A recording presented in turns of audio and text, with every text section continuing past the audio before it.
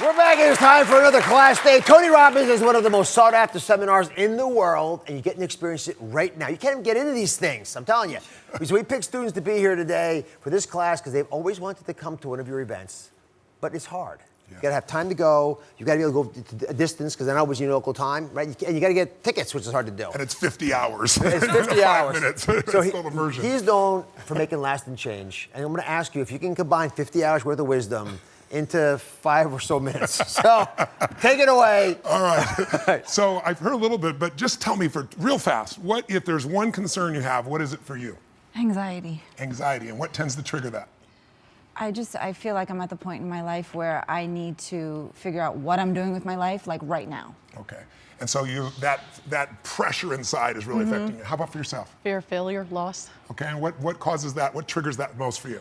I've had losses in life. I've had losses, from my family, and I've always been really success-oriented. Okay. So I always want to exceed. I'm kind of an overachiever in a sense. And if you don't, it's not consistent with your identity, so it creates a pain. Exactly. I get it. How about for you?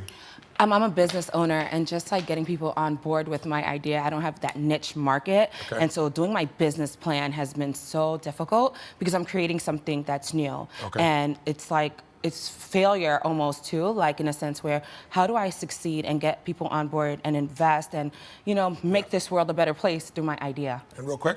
I get overwhelmed, and right now I'm overwhelmed because I just found out my mom has stage 3 ovarian cancer. And yesterday I was in Toronto with her and literally drove home so I could be here with you. Wow. So I could get your perspective on it because I'm trying to stay super positive, but I also have to manage my life. Yes. And I live here, so sorting that out. Let me, in a couple of minutes, let me just introduce all of you to just a simple understanding of concept.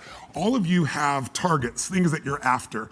If you're gonna get a new result, if you're gonna grow your business, if you're gonna be able to support your mom, if you're gonna get rid of the anxiety, if you're gonna be able to overachieve and not have all that fear inside of you, you obviously need to get a new result.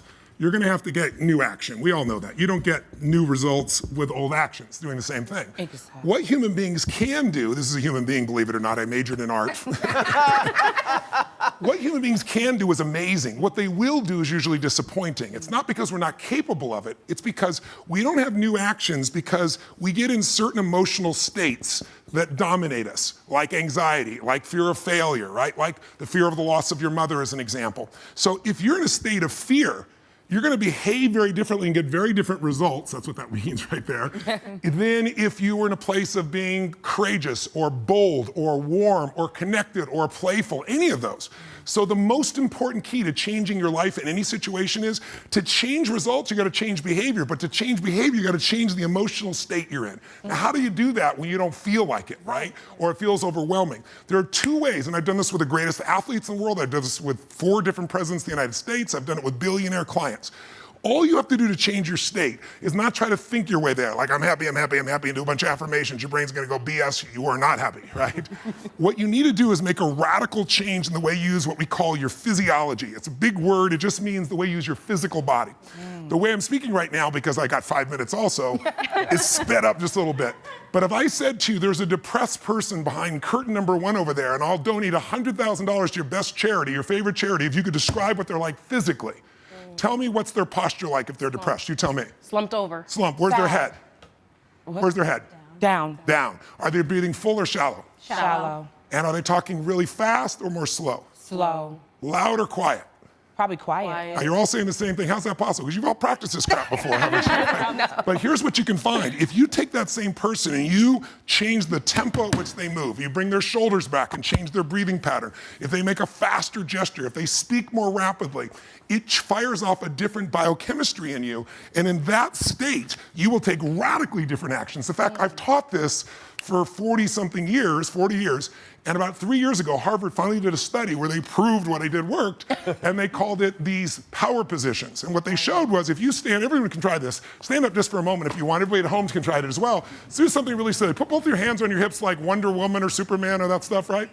If you stand like this and you breathe deep for just 2 minutes, what the science found was that you will absolutely increase your testosterone by 20%, man or woman. You'll drop your cortisol, which as you know is the stress hormone, by 22%, and you're 33% more likely to take action if you wouldn't have before because fear would have stopped you. Now, I don't have people just stand like this. I have people move, use their voice, make radical changes in their bodies. You can have a seat just to get a feel. I know we're short on time, but you can try it later and you'll feel it after 2 minutes. Or, somebody who's, puts their arms back like this and their feet up, that'll produce the same state. It produces more certainty in you. And that certainty gets you to take different actions. So if you are in a situation, you think of the worst scenario, your mom dying, no, my business goes under, I never achieve at the level I need to, all the things I have anxiety about, the minute you focus on them, you go into those states of fear, and then you behave fearful, and you get lousy results. And when you get lousy results, what does it do to your brain? You go, see, I told you I couldn't do this. It becomes this negative loop. So how do we break out of it? We change our focus by asking better questions. Everybody in this room can try this. Just right now, answer this question in your mind. What is it in your life that you're proud of? If there's something you could feel really proud of right now by focusing on it, your children, yourself, something you accomplished, you did, how many can think of something you could feel proud of? And I don't mean fake pride, ego pride, like where you're making things up. I mean, well, you really did something you're proud of. Yeah. Good. Right now, close your eyes and focus on how it feels when you're really proud. Focus on that moment you're proud of. How do you breathe when you feel really proud? And if you're a little kid, what happens to your face when you're really proud? You don't hide it, right? There's that big smile on your face. Raise your hand if you can feel these feelings right now. Everyone here, just say I if you got it. I. Awesome. Try one more real fast. Think of something that you could be really grateful for or excited. Pick either one. Something you could be grateful for, a person, a moment, or something if you wanted to that you could be excited about. Let's use excited for a moment. Okay. How many can think of something in your life that if you focused on it, you could feel excited? All right? Close your eyes. And just for a moment, all we're doing is changing your focus. Focus on what could excite you. Feel like it's really happening. Your mom's healing, you break through in the business, you're achieving the level you want. Anxiety is rid from my life. I'm on charge, I'm on top of it. How do you breathe when you feel really excited? And then try this. When you're a little kid, you probably made noises, the hell of it, until people told you not to. Make a noise of excitement, a sound of excitement. Go ahead in your bodies, all of you. Do it again. One more. Open your eyes. How many feel that feeling in your body right now? Yeah. So if we change the state you're in, just by changing our focus or the way we use our bodies, strongly. Now, if you say, I'm gonna change my body, like I have people do firewalks sometimes or skydiving, and you go, they're scared, and they go, Mr. Robbins said that I should change my physiology, okay? Oh shoot, it didn't work. It's gotta be a radical change, right? Here's my question for all of you. If you focus on what you want, life has probabilities. There's no guarantees, but you increase them when you change your state. And that's really what this is all about. Learning to change your body and learning to change your focus. And I'm gonna invite all 4 of you to seminars you'll experience this for 4 days. Be sure to subscribe to my channel so you don't miss anything. And remember to check back often to see what's new.